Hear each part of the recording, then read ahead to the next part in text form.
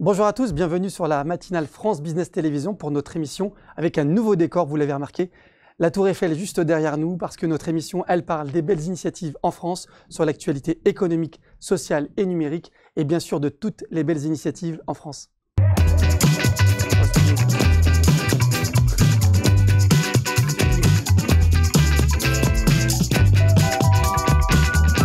Au sommaire de ce jour, recherche, entrepreneuriat, engagement, leadership, autant de sujets que j'ai la chance de traiter avec nos deux invités du jour. Pour commencer, Lydia Benkaïdali, bonjour. Bonjour. Bonne année. Meilleurs vœux, santé, bonheur. Voilà, merci d'être parmi nous, Lydia, parce que vous êtes une brillante chercheuse au CNRS en chimie théorique et data analyst, et on aura l'occasion tout à l'heure de revenir non seulement sur votre parcours, mais aussi sur votre analyse concernant la recherche et puis les enjeux en 2021 pour ce secteur. Merci d'être parmi nous, Lydia. Avec plaisir. Et puis Farid Nasri, bonjour. Bonjour. Alors Farid, vous Meilleurs avez... vœux.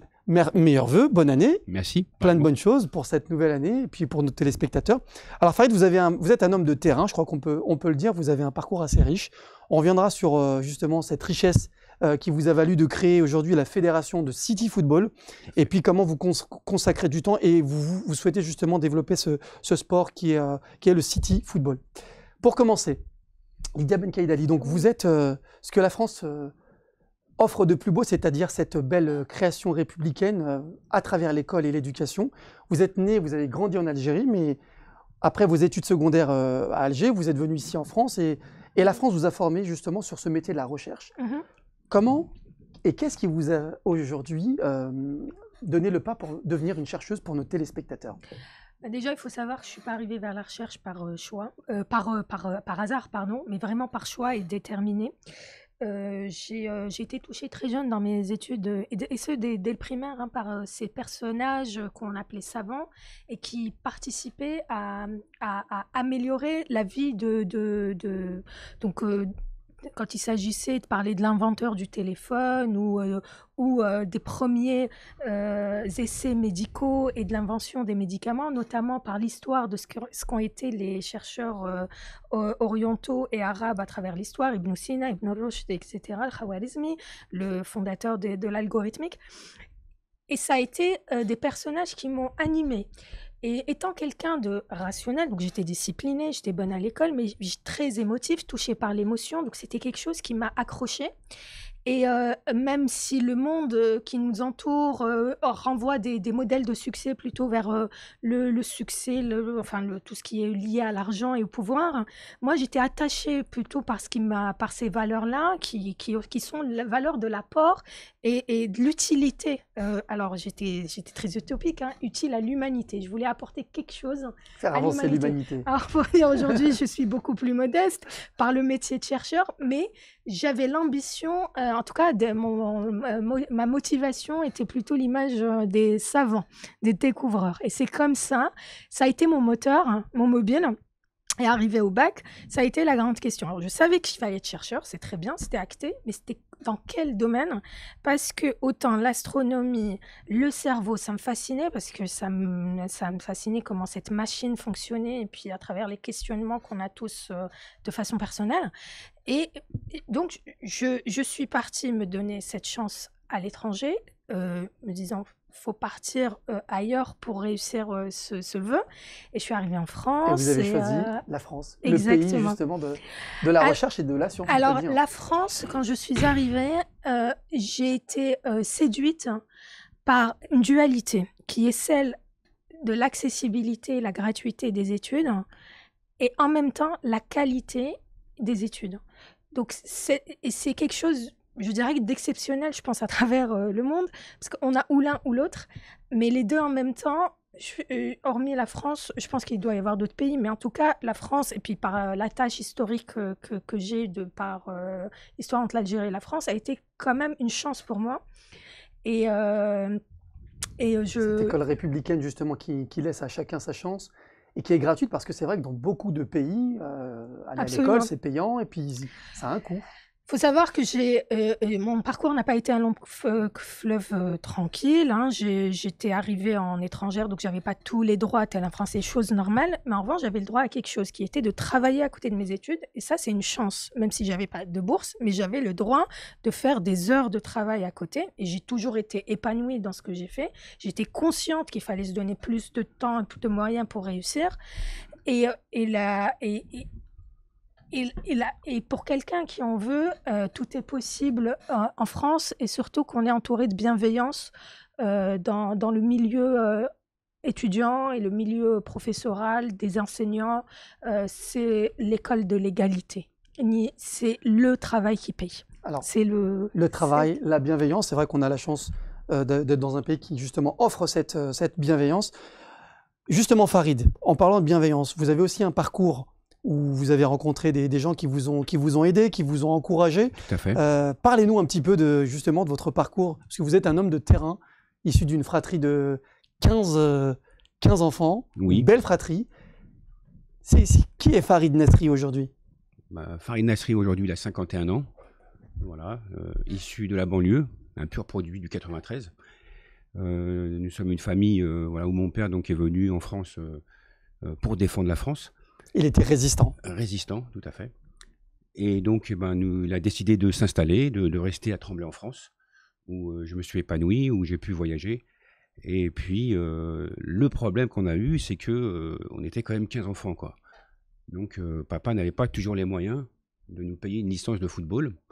Et ça nous a marqué, je pense, depuis des générations. Vous étiez attaché à ce sport, justement, Farid? Tout à fait. On était même obligé de sauter le stade par-dessus le grillage du stade Tremblay en France pour pouvoir jouer au football. Comme le faisait, d'ailleurs, on salue la mémoire de Diego Maradona. C'est ce que Diego Maradona faisait pour devenir ce grand joueur. C'est comme ça que ça commence. Et puis, donc, de ce fait, on est resté... on a quand même parcouru, on a gardé c'est pas un mauvais souvenir, c'est des souvenirs qui sont ancrés. Et ça m'a donné l'envie de créer donc, cette fédération City Football, qui est une inclusion par le sport et qui est pour les enfants les plus démunis. Qui est quelque chose de nouveau. Mais Farid, on peut le dire, dans votre parcours, vous avez quand même un parcours assez riche. Vous étiez permis poids lourd en 2004, vous vouliez faire le tour de l'Europe, vous vouliez un peu voyager. Oui. Ensuite, vous avez créé un restaurant, donc vous étiez aussi entrepreneur. Oui, tout à fait. Alors, c'est quoi? C'est des expériences? C'est une envie de changer un peu? Ce sont tout à fait des expériences qui m'ont apporté beaucoup de choses. La preuve, c'est pour ça que je suis arrivé aujourd'hui avec le City Football, et qui est beaucoup plus basé sur l'humain, sur le social, sur la solidarité. Les sociétés que j'ai montées, je ne dois plus rien à ce jour, mais on s'aperçoit bien que c'est un monde aussi économique important où il faut vraiment assurer. Je plains actuellement la crise du Covid-19 pour les commerçants. Ça c'est compliqué aujourd'hui. C'est très, très compliqué. On leur souhaite une meilleure année 2021. Tout à fait, une meilleure année. Et donc voilà, donc ça m'a apporté beaucoup d'expérience sur toute ma trajectoire. Surtout où le métier où j'ai vachement exercé, c'est ambulancier, CCA. Ça c'est votre... Donc après créateur d'entreprise, restaurateur, vous êtes devenu ambulancier? Non, avant. C'est juste avant, d'accord. Juste avant, j'étais ambulancier, j'ai créé ma propre entreprise. Je l'ai revendue après, parce que il fallait que je reparte sur autre chose. Je ne pouvais pas rester sur place. Mais vous êtes redevenu ambulancier? Et je suis redevenu ambulancier. Donc vous êtes revenu à vos origines, c'est vrai? À mes origines. Au fait d'aider les gens. J'adore sauver mon prochain, j'adore aider les gens. C'est ancré en moi. La preuve, avec le social qu'on pratique avec City Football, c'est une nouvelle fédération qui apporte beaucoup aux jeunes des quartiers, défavorisés, qui sont... On va y revenir, Farid, mais c'est vrai que ce qu'on note dans votre parcours, c'est ce que disait Lydia Benkaïdali tout à l'heure, c'est cette quête qui vous a conduit finalement à aider les gens et à être au service des autres. Je crois qu'il y a le point commun de rendre ce qu'on a reçu. Oui. C'est que vous avez exprimé votre volonté de vouloir offrir aux jeunes ce que vous n'avez pas eu. Tout à fait. Vous auriez pu très bien vous en sortir et tourner le dos voilà, mais vous avez entrepris, vous avez fait quelque chose pour que ceux qui arrivent derrière vous puissent profiter de la même façon que moi, de par ce que le confort de vie d'une personne du XXe siècle ait pu profiter d'un travail de siècles de savants. Je me suis dit maintenant, au lieu de penser qu'à moi, non, je préfère, au lieu d'être qu'utilisatrice, mais d'être dans l'invention, l'innovation. Et c'est la clé pour la survie de l'humain et du mieux vivre ensemble, si on peut parler sur une échelle planétaire. Alors justement, Lydia, le mieux vivre ensemble, vous êtes quand même, on a la chance d'avoir sur ce plateau une brillante chercheuse, on peut le dire, parce que l'engagement vous a valu le prix L'Oréal UNESCO for Women in Science, qui est un prix très honorifique. Qu'est-ce qui vous a valu justement cette belle reconnaissance?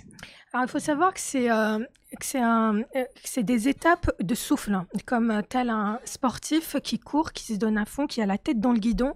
Et à un moment, on a tous des moments de questionnement, de désespoir, surtout quand on fait des choses par la passion. Donc, c'est pas vraiment la raison qui nous mène vers les choses. Et on est un peu tourmenté, puis on a un signe, quelque chose qui nous encourage, qui nous donne un coup de souffle, un nouvel air, et nous propulse encore plus dans notre croyance, dans notre croyance, mais toujours jumelée à beaucoup de raisonnements.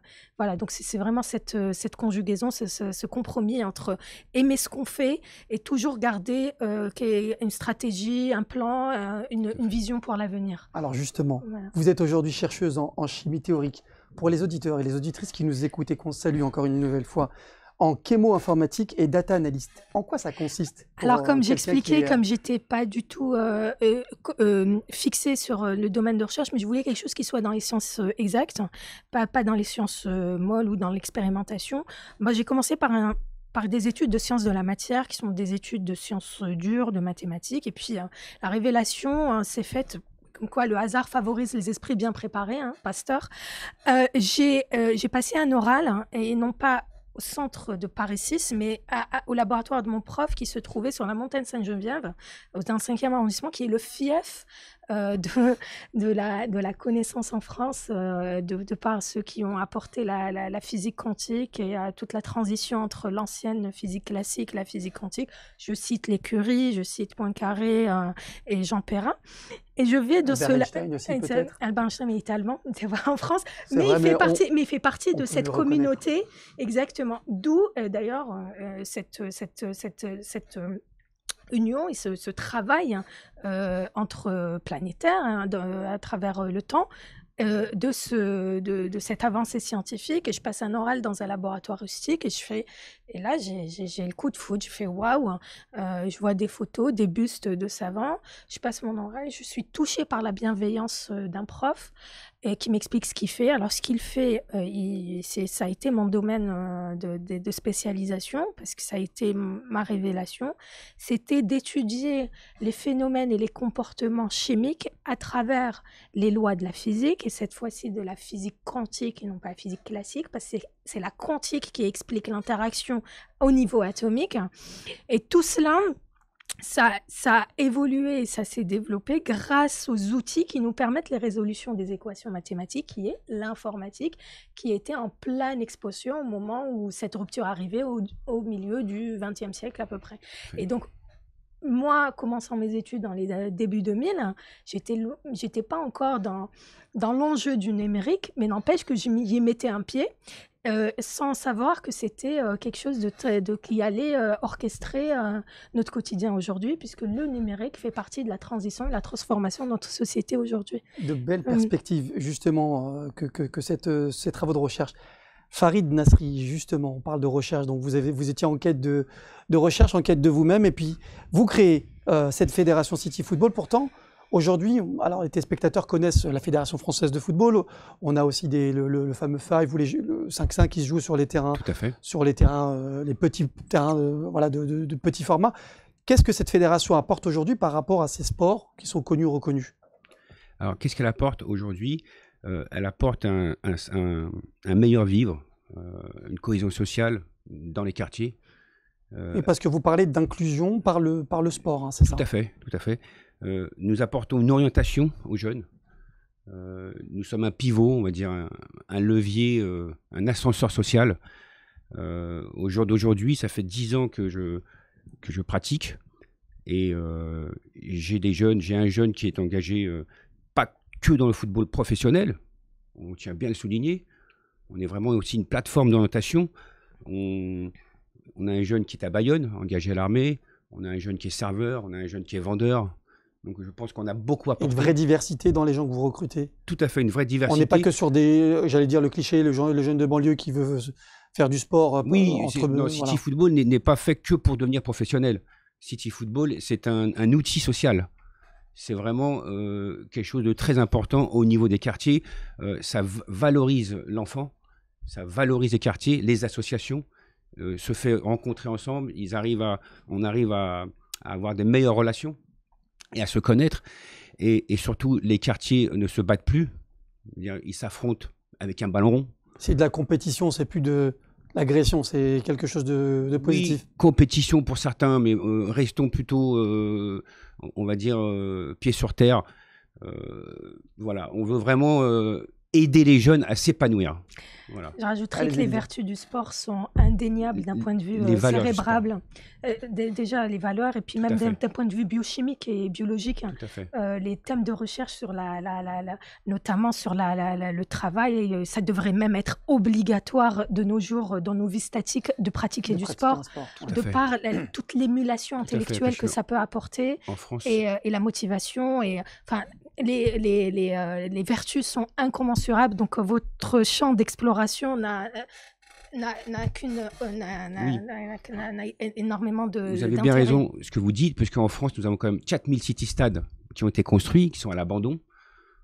Nous, notre vœu, c'est de pouvoir ouvrir des clubs interquartiers avec toutes les associations, maisons de jeunes de quartier. C'est ça l'originalité, Farid, pour les gens qui nous regardent. C'est que dans les quartiers, parce que c'est vrai, vous nous disiez, aujourd'hui, payer une licence de foot, ça coûte cher. Très cher. Pour un jeune qui n'a pas de moyens, qui veut faire du sport, c'est pas évident. Et vous apportez cette originalité d'ouvrir, de démocratiser ce sport avec des coûts peut-être plus faibles. Comment ça se passe quand on veut intégrer votre fédération? Avec des coûts plus faibles. La licence est à 50 €.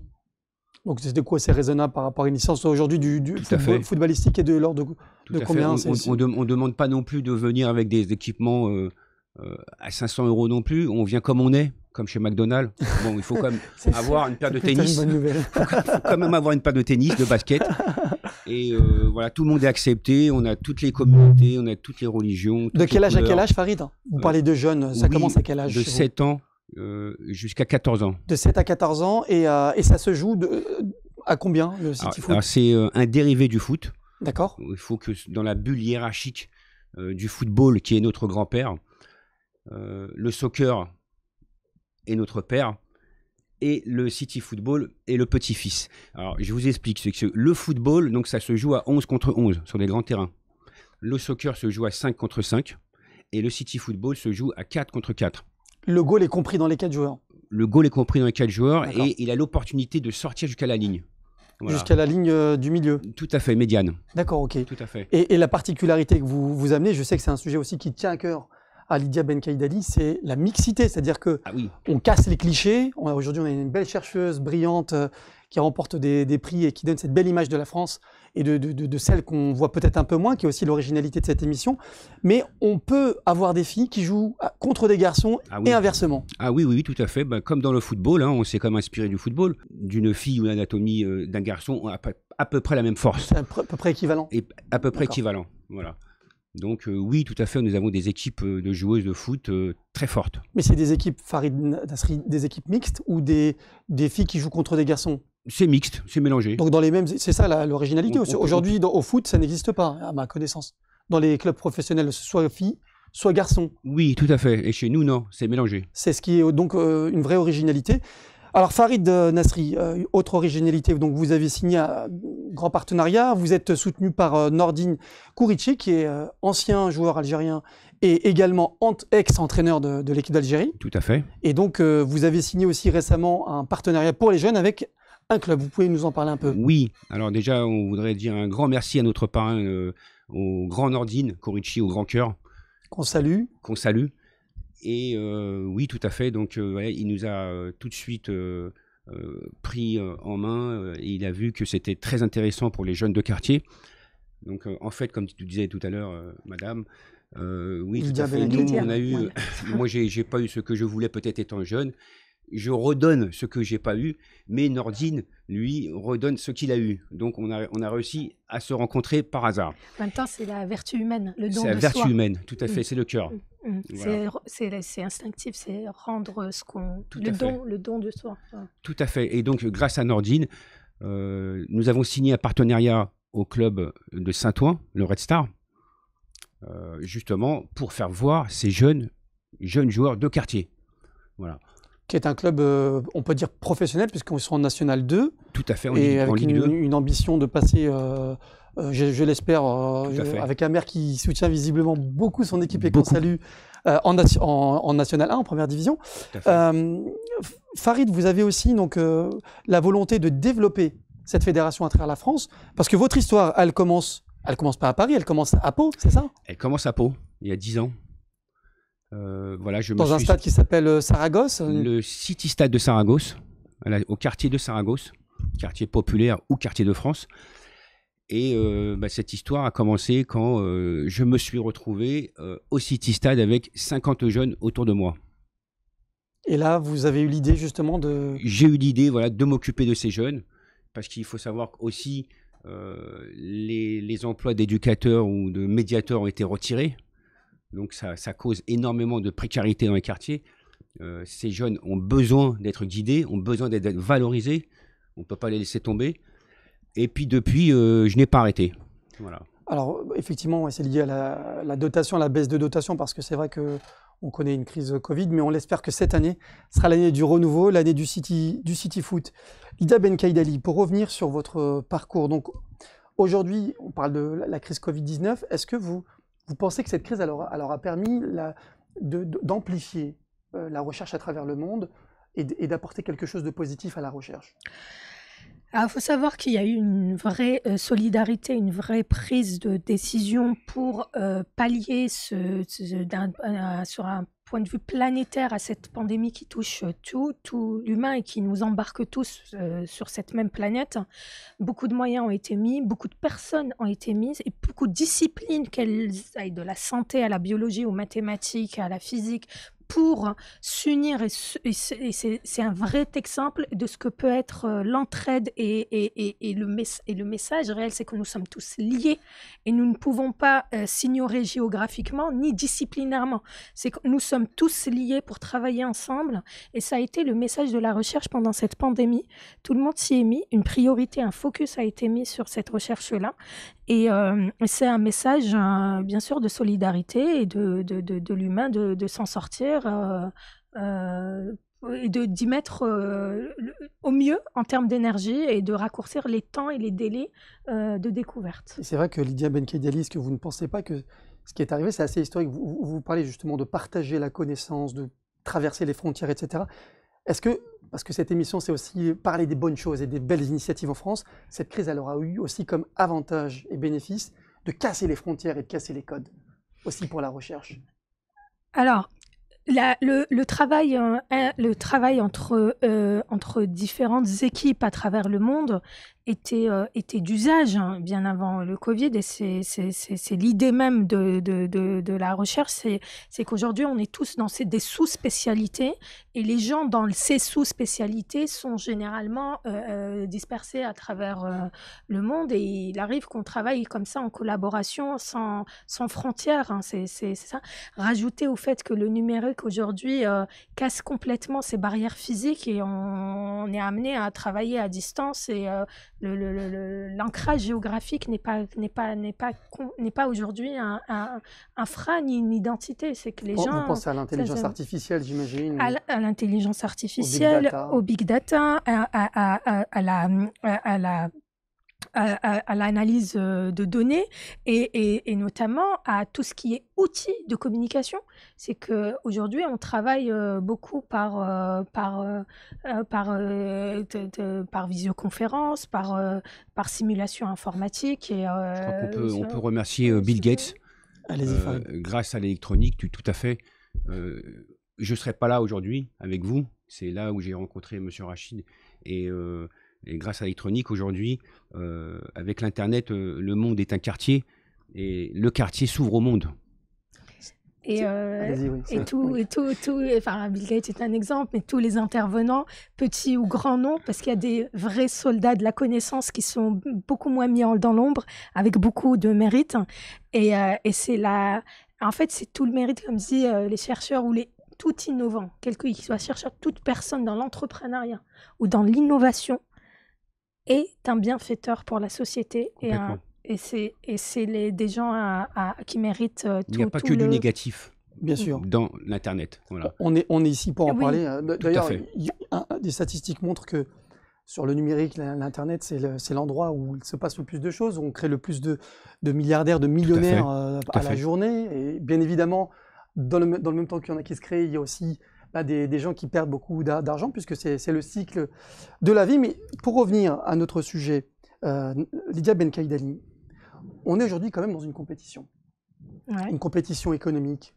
On parlait du numérique, c'est vrai qu'aujourd'hui les États-Unis ont pris une longueur d'avance avec la Chine, on peut le dire. Et on peut aussi regretter parfois la fuite de chercheurs. Vous êtes une chercheuse, une brillante chercheuse, des gens qui partent dans ces pays parce que ces pays offrent quelque chose, des salaires qui sont plus importants, peut-être un cadre qui permet aux chercheurs de s'épanouir. C'est quoi votre analyse sur justement cette fuite de cerveau? Est-ce qu'elle existe encore? Ou est-ce que c'était il y a quelques années? J'ai pas une vision stricte et complètement rigoureuse, mais d'en parler de mon environnement, la fuite n'est pas sanglante. Je veux dire, c'est pas une fuite. Beaucoup de Français font des études. Après le départ pour des courtes périodes d'échange et qui est très souhaitable et même qui ouvre beaucoup sur la science et sur l'esprit, sur des contrats postdoctoraux, des contrats d'invités chercheurs, ça peut arriver. En revanche, beaucoup de gens formés en France peuvent continuer à travailler en France, mais cela même, malgré l'attrait des pays étrangers plutôt au nord ou anglo-saxons, ou qui offrent peut-être un meilleur confort de vie, peut-être que ça est plus alléchant, mais il faut savoir qu'aussi la France récupère beaucoup de cerveaux venant du Sud, et ce n'est pas des cerveaux de mauvaise qualité, au contraire. Donc on a aussi une fuite des cerveaux du Sud vers la France. Exactement, de tout l'Orient, de l'Afrique, de la Méditerranée, de la Chine. Beaucoup, dans mon salon laboratoire, nous avions beaucoup de chercheurs chinois. Et en même temps, je comprends la notion de la compétition, mais il y a une autre notion qui me tient à cœur, c'est la collaboration. Nous sommes tous là, quelle que soit notre situation géographique, à travailler pour une même cause humaine. Donc, si quelqu'un part ailleurs, il part, mais il continuera à travailler. C'est le plus important. C'est vrai que pour la recherche, on a cette notion de partage de connaissances, ce que j'entends très bien Lydia Benkaïdali, qui se voit peut-être beaucoup moins dans le monde économique classique, où on gagne des parts de marché, où on gagne des entreprises, des territoires géographiques, et parce que vous êtes une scientifique et on peut saluer votre parcours. Farid, notre émission touche à sa fin. Oui. Nous sommes en début 2021. La question que j'aimerais vous poser, que les téléspectateurs se posent, c'est quels sont, vous, Farid Nasri, vos enjeux pour cette année 2021 ? Oui, tout à fait. Donc, les projets pour la fédération, c'est déjà les JO. Les Jeux Olympiques. Les Jeux Olympiques. Donc, voilà. De 2024 à Paris. Tout à fait. Nous sommes soutenus par Younes Bourimesh et j'ai toujours été soutenu aussi par la ville de Pau. Et là, actuellement, nous avons la ville de Bondy et la ville de Tremblay qui m'ont contacté pour lancer ces activités et lancer la fédération. Donc, j'en suis très fier. On salue les différentes villes. Et je les salue et je leur remercie. Et oui, l'enjeu de la fédération pour 2021, donc j'ai 3 vœux. Allez-y. Ça serait de rencontrer Monsieur Macron, voilà, le président de la République. Le président, alors le message est passé. Tout à fait, parce que moi, ce sport, je le donne à la France. Donc, ce qu'elle m'a donné, je rends à la France ce qu'elle m'a donné. Et de plus, mon deuxième vœu, c'est un soutien de l'équipe de France. Et mon troisième vœu, c'est être reçu par la Fédération française de football, à qui j'ai écrit il y a une dizaine d'années, mais je n'ai jamais eu de retour. Et là, mon vœu, c'est de pouvoir se réaliser. Merci beaucoup, Farid. Ce message, je pense qu'il est bien passé. Et il trouvera un destinataire, je n'en doute pas. Lydia Benkaïdali, même question. Quels sont vos enjeux pour cette belle année ? Alors, moi, je souhaite, bon, après avoir formé mes ailes et découvert la recherche publique de la connaissance, ça serait d'investir la valorisation de la recherche pour des enjeux sociétaux et économiques dans le privé, à travers le développement de logiciels qui permettent de prédire les réactions chimiques pour la conception de médicaments et tous les enjeux du numérique et de l'analyse de données qui sont aujourd'hui les nouvelles voies de la découverte par l'apprentissage à travers le nombre de connaissances et de données qu'on a à apprendre pour mettre au jour de nouvelles molécules thérapeutiques. Voilà. Et juste un point qui me paraît important sur la notion de la mixité, comme Farid Nasri me le disait, sur l'équivalence femme-homme, moi je dirais plutôt aussi également complémentarité. Et ça serait un leurre de se priver d'un genre ou d'un autre, ou que l'un soit plus en proportion par rapport à l'autre, parce que ça créerait un déséquilibre. Je pense que les femmes ont une perception à apporter complémentaire à celle de l'homme. Et il n'y a pas de raison qu'un genre soit, qu'une façon de penser soit faite par un genre et pas par une autre, homme ou femme. Et encore une fois, nous sommes tous liés pour travailler ensemble. Tout à fait. Voilà. Alors, on retiendra ce beau message de la docteure Lisa Benkaïdali en sciences. Merci pour ce beau message. Merci Farid Nasri pour votre parcours, pour ce partage qui est vraiment très riche. Et on l'espère qu'il sera concluant en 2021 avec la perspective des Jeux Olympiques et En Marche, avec le président de la République, voilà, qu'on salue également. Merci. Je vous remercie. Merci pour cette belle émission et je vous dis à très bientôt pour une nouvelle émission autour des belles initiatives, vous l'avez compris, en France, autour de l'actualité économique, sociale, ce que nous avons vu aujourd'hui et numérique. À très bientôt. Au revoir.